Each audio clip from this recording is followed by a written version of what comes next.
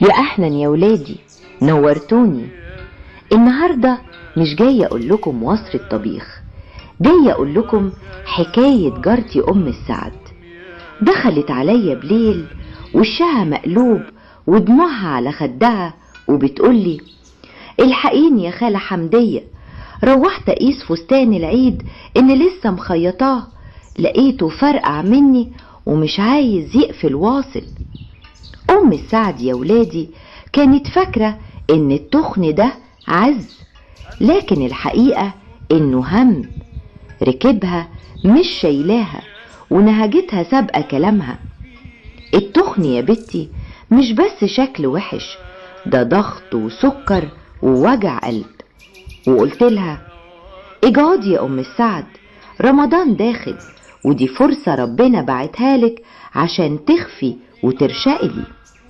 يا ولادي، رمضان شهر عبادة مش شهر انتقام من الأكل.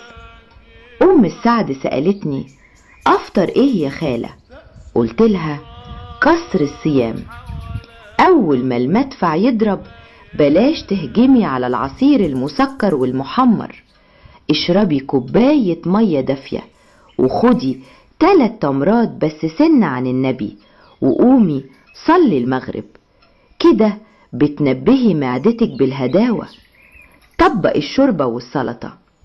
لما ترجعي ابدأي بشوية شوربة دافية يدفوا جوفك، وبعدها طبق سلطة خضرة كبير فيه جرجير وفجل وبقدونس. السلطة دي هي اللي بتملى المعدة وتخليكي تاكلي نص كمية الرز بس. البروتين المشوي، كلي حتة الفرخة أو السمكة مشوية أو في الفرن، وابعدي عن الزيوت اللي بتسد الشرايين. أم سعد قالت لي: والعطش يا خالة والمشروبات؟ قلت لها: مشروب الحرق السحري. بين الفطار والسحور اعملي كوباية جنزبيل على قرفة وشوية كمون وعصرة ليمونة. المشروب ده يا بنتي نار بتنحت الدهون نحت، بلاش سموم بيضة. قللي السكر في الشاي واستبدلي الحلويات بقطعة فاكهة. السكر هو اللي بيربي الكرش.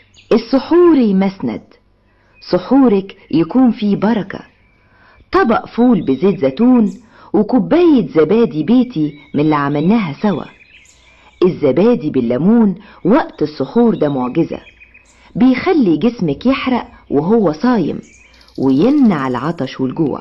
قلت لأم السعد: التدبير في الأكل لوحده ما ينفعش، لازم حركة.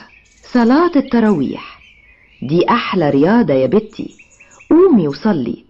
الحركة في الصلاة بتشد الجسم وتنشط الدورة الدموية.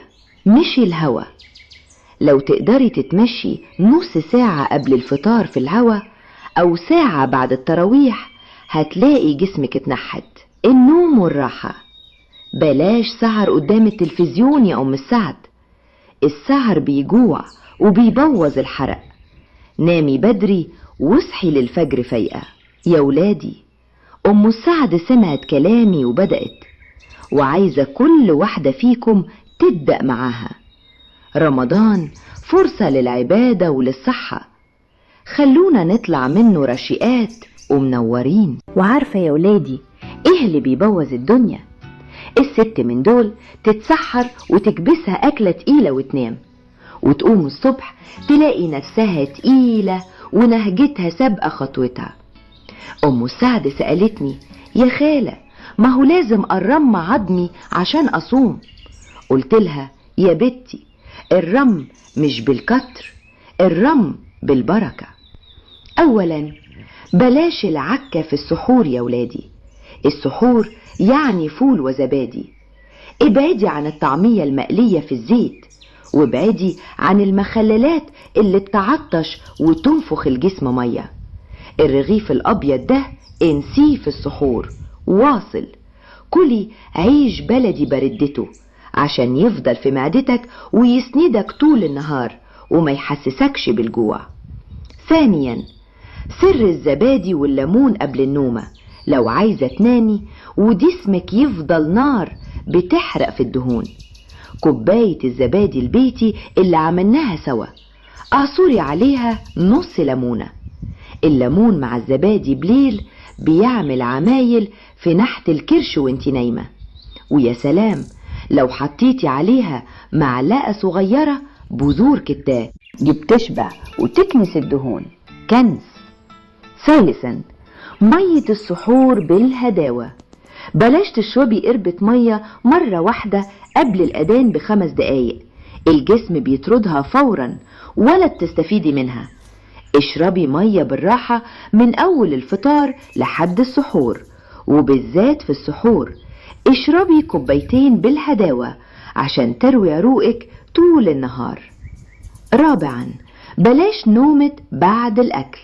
عافا يا بنتي، اتسحري وصلي الفجر واقرأي وردك من القرآن. الساعة اللي بتقعديها بعد السحور دي هي اللي بتخلي الأكل يتهضم وما يركدش في بطنك.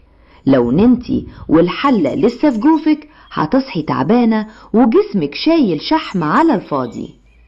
يا ولادي، السحور بركة زي ما قال نبينا، فخلوا بركته في خفته. جربي يا أم السعد سحور الست حمدية، وهتنامي خفيفة وتقومي رشيقة، وفستان العيد هيوسع عليكي بإذن الله. وعارفة يا أم السعد إيه اللي بيجيب الأرض وبيخلي الهدوم تفرقع بجد؟ الواحد منينا يصوم طول النهار ويجي وقت الفطار يملى بطنه سوبيا وخروب، ويختمها بصينية بسبوسة غرقانة شربات، ويقولك أنا صايم يا خالة حمدية. يا بنتي، ده انت كده دخلتي جسمك قنبلة سكر تحرق الكبد وتنفخ البطن. أولا، العصائر الطبيعية ولا مية السكر؟ يا ولادي، الخروب والدوم والصوبيا اللي بتتباع في الشوارع دي عبارة عن مية وسكر ولون. انت كده بتشربي دهون سايلة. نصيحة حمدية، لو ولا بد من الخروب اعمليه في البيت وقللي السكر واصل، او حطي عليه عسل نحل بسيط.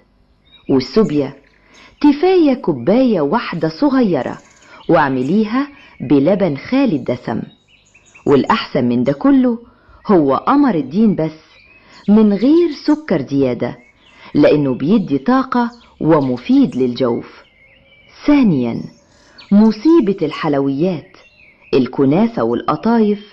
يا أم السعد مش هقولك ما تاكليش، البيت اللي فيه عيال لازم يكون فيه حلو، بس الشطارة في الكمية والطريقة.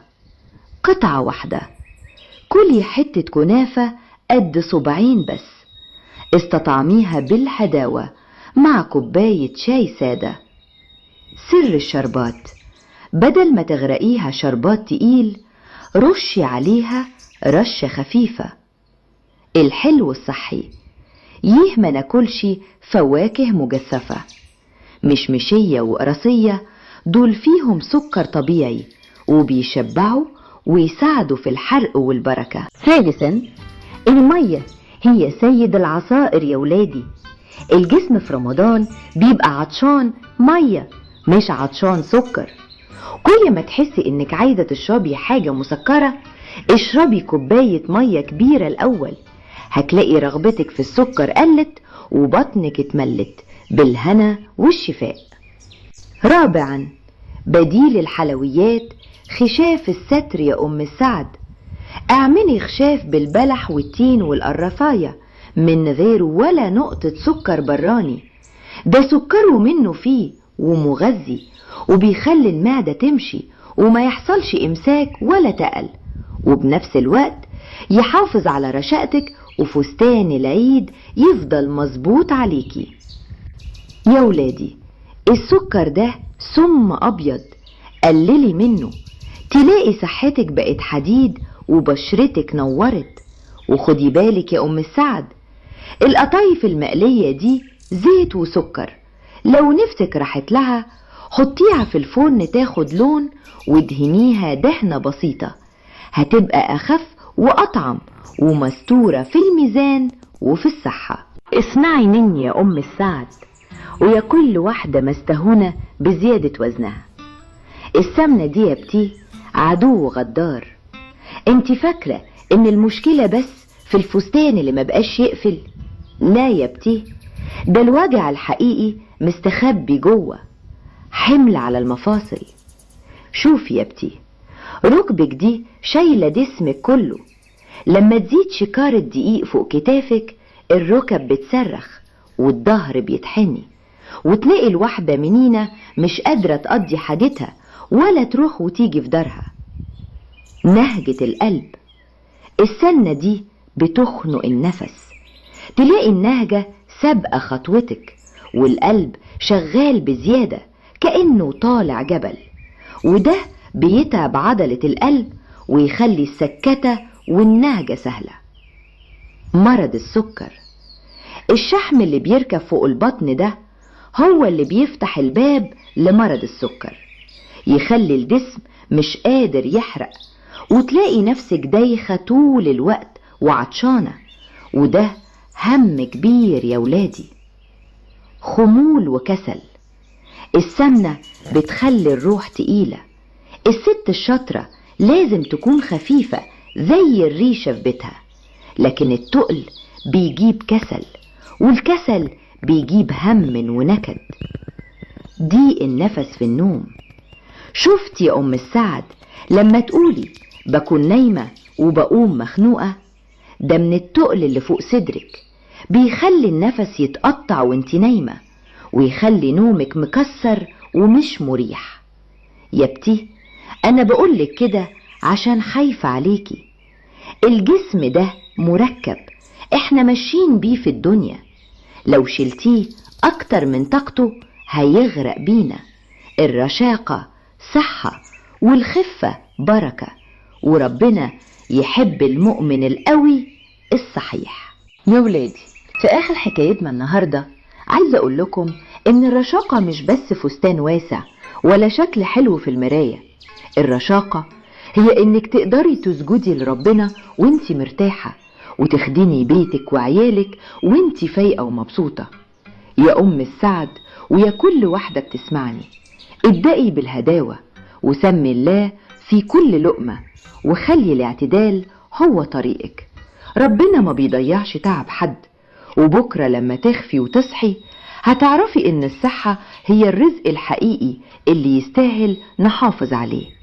يا رب يا حي يا قيوم، يا من خلقتنا وصورتنا في أحسن تقويم، اللهم بارك لنا في أجسادنا، وأعنا على ذكرك وشكرك وحسن عبادتك.